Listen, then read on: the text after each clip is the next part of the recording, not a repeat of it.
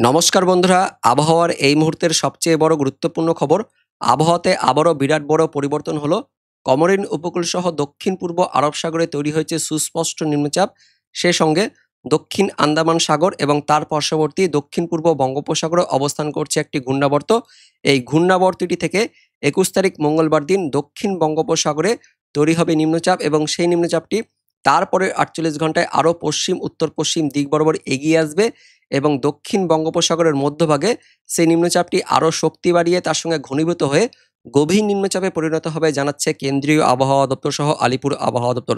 এবং সেই গভীর নিম্নচাপটি পরবর্তীকালে পশ্চিম উত্তর পশ্চিম দিক বরাবর আরও এগিয়ে যাবে এবং সেটা ধীরে ধীরে অন্ধ্রপ্রদেশ উপকূলের দিকে যাবে, যার ফলে দক্ষিণ ভারতের রাজ্যগুলিতে ভারী অতি ভারী বৃষ্টিপাত তার সঙ্গে প্রচণ্ড বেগে ঝড় বয়ে যাওয়ার সতর্কবার্তা দিচ্ছে কেন্দ্রীয় আবহাওয়া দপ্তর। অনস্ক্রিনে দেখতে পাচ্ছেন, এই মুহূর্তে দেখতে পাচ্ছেন নতুন আপডেট আসছে, যার ফলে অন্ধ্রপ্রদেশ সহ এদিকে বাকি দক্ষিণ ভারতের রাজ্যগুলিতে ভারী অতি ভারী বৃষ্টিপাত থাকবে। তার পাশাপাশি এর কিন্তু এবার প্রভাব আমাদের গাঙ্গেয় দক্ষিণবঙ্গ সহ দক্ষিণ বাংলাদেশের দিকেও পড়বে, যার ফলে দেখতে পাচ্ছেন অক্টোবর মাসের শেষের দিকে গাঙ্গেয় পশ্চিমবঙ্গ সহ বাংলাদেশের দিকে বিক্ষিপ্তভাবে মাঝারি ভারী বৃষ্টিপাতও হতে পারে। তো বন্ধুরা, পশ্চিমবঙ্গ সহ বাংলাদেশের কোন কোন এলাকায় বৃষ্টিপাত হতে পারে, তার পাশাপাশি বর্তমান আবহাওয়ার পরিস্থিতিতে কালীপূজা সহ দীপাবলিতে আবহাওয়া কেমন থাকবে পশ্চিমবঙ্গ সহ বাংলাদেশের, এবং পাশাপাশি ঘূর্ণিঝড় নিয়ে এই মুহূর্তে নতুন কি আপডেট আছে, আদৌ ঘূর্ণিঝড় হবে কিনা আমরা সবকিছু জানবো এই ভিডিওতে। তার আগে আপনি এই মুহূর্তে এই ভিডিওটি কোন জেলা থেকে দেখছেন সেই জেলার নাম কমেন্টে জানিয়ে দিবেন। ভিডিওটি ইনফরমেটিভ হয়ে থাকলে একটি লাইক করে দেবেন। তার পাশাপাশি আমাদের লালগোলা ইউটিউব চ্যানেলে নতুন দর্শক হয়ে থাকলে চ্যানেলটিকে সাবস্ক্রাইব করে পাশের বেল আইকনটিকে অন করে অল নোটিফিকেশন অপশনটিকে সিলেক্ট করে রাখবেন আবহাওয়া সম্বন্ধে এরকমই আপডেট পাওয়ার জন্য।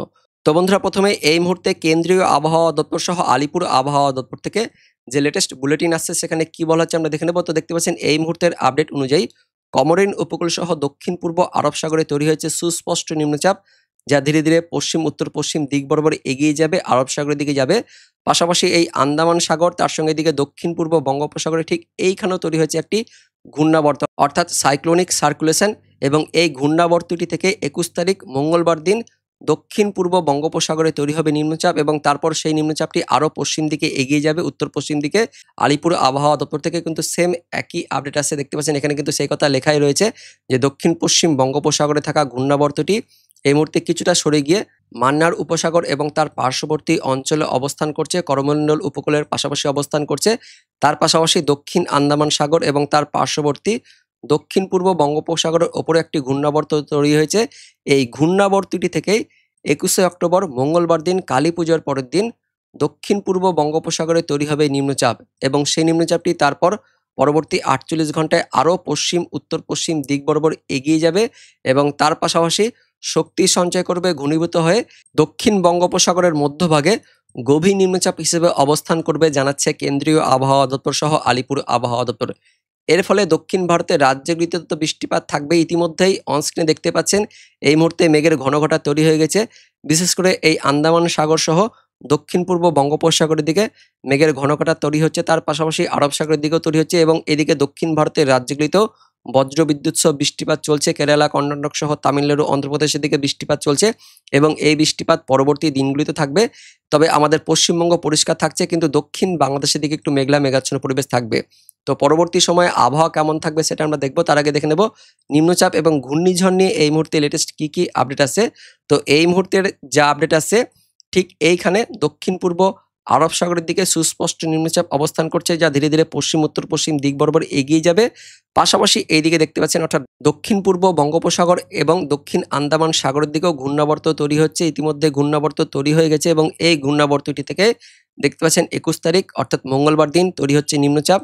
ঠিক এখানে কিন্তু দুটো ঘূর্ণাবর্ত তৈরি হচ্ছে, এখানে একটা ঘূর্ণাবর্ত আর এখানে একটা ঘূর্ণাবর্ত। এই নিম্নচাপটি পরবর্তী 48 ঘন্টায় আরও শক্তি সঞ্চয় করছে এবং গভীর নিম্নচাপে পরিণত হবে জানাচ্ছে কেন্দ্রীয় আবহাওয়া দপ্তর এবং তারপর সেটি পশ্চিম উত্তর পশ্চিম দিক বরাবর এগিয়ে আসছে। তো এতটা পর্যন্ত কিন্তু আপডেট আসছে কেন্দ্রীয় আবহাওয়া দপ্তর থেকে। পরবর্তীকালে এটা দেখতে পাচ্ছেন অন্ধ্রপ্রদেশের ওই নালোর সহ ঠিক চেন্নাই, বিজয়ওয়াড়া এই এলাকার মধ্যে কিন্তু আছড়ে পড়ছে এবং তখন তার যেটা গতিবেগ মোটামুটি গভীর নিম্নচাপ হিসেবে থাকছে, অর্থাৎ 50 কিলোমিটারের নিচে থাকছে। এদিকে 46, 48 এরকম কিন্তু আমরা দেখতে পাচ্ছি, অর্থাৎ এটা কিন্তু আর ঘূর্ণিঝড়ের রূপ নিচ্ছে না, শুধুমাত্র গভীর নিম্নচাপ হিসেবে থাকবে, 50-এর মধ্যে থাকছে। তো ঘূর্ণিঝড় কিন্তু এই মুহূর্তে আর হচ্ছে না, বঙ্গোপসাগরে। এটাই হচ্ছে এই মুহূর্তের বড় পরিবর্তন। ঘূর্ণিঝড় হচ্ছে না, শুধুমাত্র গভীর নিম্নচাপই হচ্ছে এবং গভীর নিম্নচাপ হিসেবে সেটা অন্ধ্রপ্রদেশ উপকূলে যাচ্ছে। অন্ধ্রপ্রদেশের ওই নালোর, চেন্নাই এবং এদিকে বিজয়ওয়াড়া এই এলাকার মধ্যে কিন্তু এটা আছড়ে পড়ছে। ঠিক পার্টিকুলার আমরা দেখতে পাচ্ছি নালোরের কাছাকাছি এটা কিন্তু আছড়ে পড়ছে, গভীর নিম্নচাপ হিসেবে আছড়ে পড়ছে এবং তারপর সেটা ভেতরের দিকে প্রবেশ করছে, অন্ধ্রপ্রদেশ হয়ে এদিকে তেলেঙ্গানার দিকে যাচ্ছে এবং এর ফলে এই দক্ষিণ ভারতের রাজ্যগুলিতে প্রচণ্ড কিন্তু ঝড় বাতাস থাকবে, ভারী বৃষ্টিপাতও থাকবে, তার পাশাপাশি অতি ভারী বৃষ্টিপাতও থাকবে। ইতিমধ্যেই দক্ষিণ ভারতের রাজ্যগুলিতে ভারী অতি ভারী বৃষ্টিপাতের সতর্কবার্তা দেওয়া হচ্ছে, বিশেষ করে আগামী ৪৮ ঘন্টায় থাকবে এবং পরবর্তীকালে নিম্নচাপ তৈরি হওয়ার পর অর্থাৎ ২১ তারিখের পর থেকে বৃষ্টিপাত আরও বাড়বে। এদিকে অন্ধ্রপ্রদেশ উপকূলে ভারী বৃষ্টিপাত থাকবে, তার পাশাপাশি এদিকে তামিলনাড়ু সহ কেরালা, কর্ণাটক এই রাজ্যগুলিতেও ভারী কিন্তু বৃষ্টিপাত থাকছে। দেখতে পাচ্ছেন এদিকে ভারী বৃষ্টিপাত থাকবে ২১ তারিখ ২২ তারিখের দিকে ভারী বৃষ্টিপাত থাকছে অন্ধ্রপ্রদেশ উপকূল, তার সঙ্গে উড়িষ্যা উপকূলের দিকে থাকছে, তার পাশাপাশি দমকা বাতাস থাকবে। কিন্তু এই সময়কালে অর্থাৎ আগামী ২৪ ঘন্টা সহ পরবর্তী দিনগুলিতে আমাদের পশ্চিমবঙ্গ সহ বাংলাদেশ একদমই পরিষ্কার থাকবে।